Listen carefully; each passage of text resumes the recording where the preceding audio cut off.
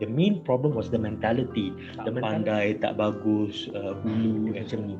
So they believe themselves as very inferior to the rest. Programs, a lot of policies, a lot of interventions that has been done to schools fall short. They do not work because there's a psychological barrier. Delivery of this subject is very robotic, very systemic.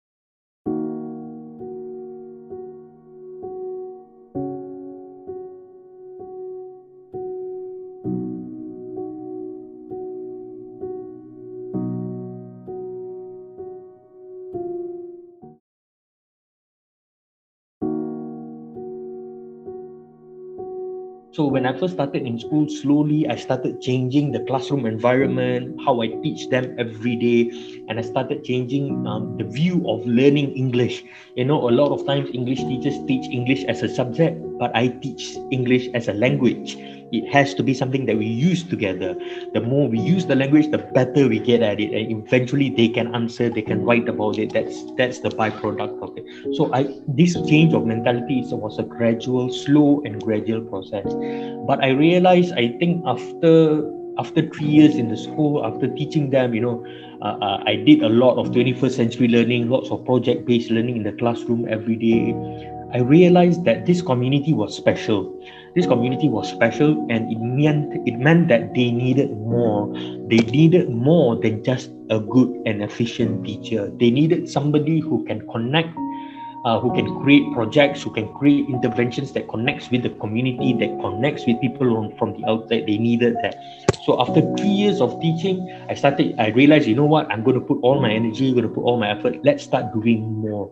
And that is when I started creating a lot of small complementary projects.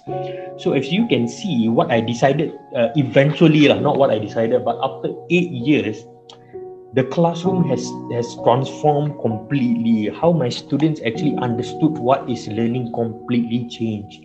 So every day, let's say if you were to go to my classroom, it's like this. You masuk kelas je, you will see one corner, there'll be a few kids on their projects, working on a project that I gave them a few days before. In another corner, you will see some kids with their ukuleles. I teach them to play with the ukuleles and sing English songs. They will be playing with one another, practicing Singlish English songs. On the other side, there will be some kids on their tablets, reading poems and looking at videos that I've given them.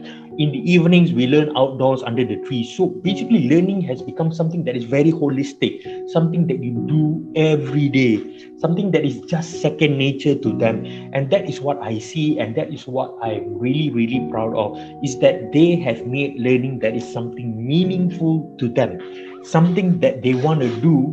Yang bukan I paksa tau, bukan I cakap you pergi belajar tu. No, it's something that they want to do. They see meaning behind it. So this is the most significant and the most biggest change that I've seen in my students and the children that I've taught throughout the years, how they viewed learning. And eventually over the years, the results started increasing, the attendance started improving, dropout rate started reducing. So that all eventually happened. But I focus on what mattered the most first. How do I make learning something that they want to do, something that they enjoy? But of course, it's not easy. It takes a long time.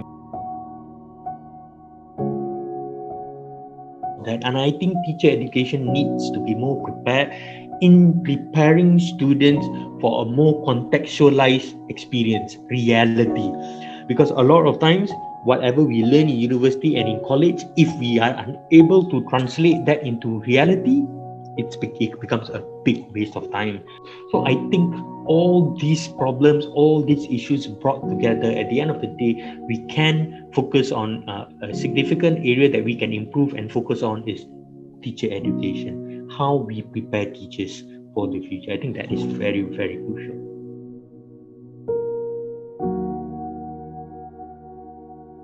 So instead of changing the syllabus now, some people are saying, oh, we need to bring down the syllabus. I disagree.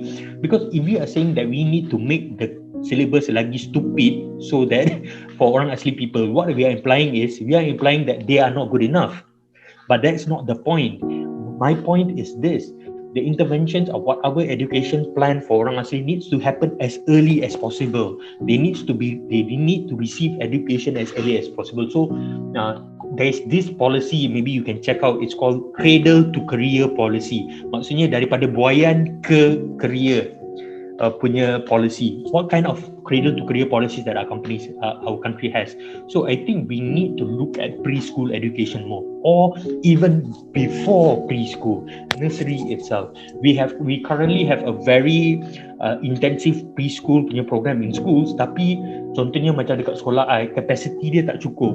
Contoh, dia ada capacity untuk budak prasekolah ada 20 orang je boleh masuk.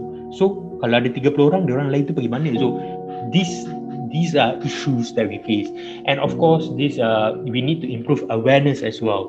So when budak-budak tu baru lahir, kita kena bagi awareness banyak kepada parents to enroll your child into school as soon as possible. Mungkin come up with play schools for them. So these are ideas that actually the government has been looking at, but I don't think making the